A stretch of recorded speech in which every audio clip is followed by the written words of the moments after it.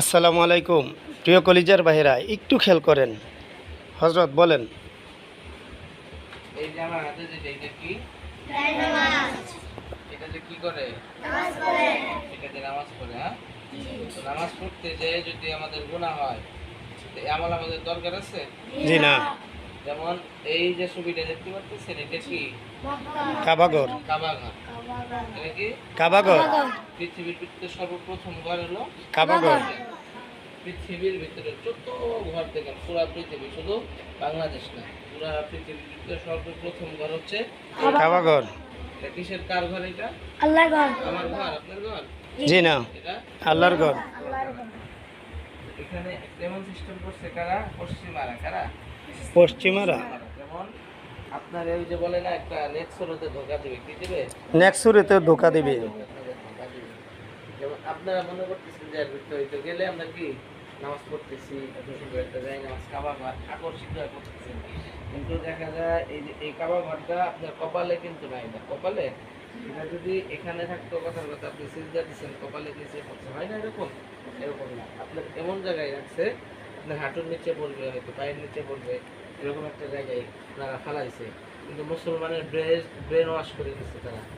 কথা বুঝছেন? আপনি তো মনে করতেছেন ইমোশনাল হয়ে যে এত সুন্দর কাবা ঘরের ছবি, এই জায়গায় আমি এর উপর নামাজ পড়লে হয়তো সব বেশি হইতে পারে, এরকম না। কিন্তু হিতে বিপরীত। এখানে কি হিতে বিপরীত। এই জায়গায় আপনি সব করতে গিয়ে কি হবে, আপনার অজান্তেই গুনাহ হয়ে যাবে। গুনাহ হবে। আচ্ছা, আমরা তো জানি না, আমরা জানি না।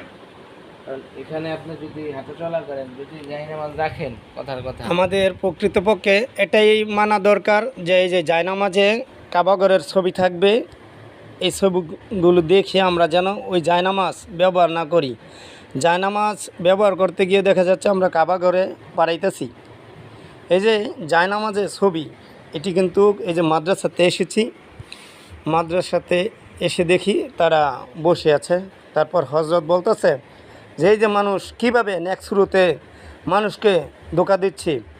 যারা নামাজ পড়তেছে তারা তো সবের আশায় নামাজ পড়তেছে, যারা এই যে এটাকে ব্যবহার করছে, অর্থাৎ এখানে বসে কোরআন পড়বে, এটা তো সবের আশায়।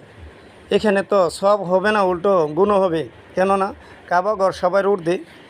কাবাঘর হচ্ছে আল্লাহ তাআলার প্রথম ঘর, যে ঘরকে উসিলা করে সারা পৃথিবীতে মসজিদ নির্মাণ করা হয়েছে। আমাদের প্রিয় নবী হযরত মুহাম্মদ সাল্লাল্লাহু আলাইহি সাল্লাম মসজিদের গুরুত্ব কত তা বুঝিয়ে দিয়েছেন। আসুন আমরা এসব ধরনের জায়নামাজ থেকে বিরত থাকি এবং এই জায়নামাজগুলোকে আমরা সেভে রাখি, যাতে করে এই জায়নামাজ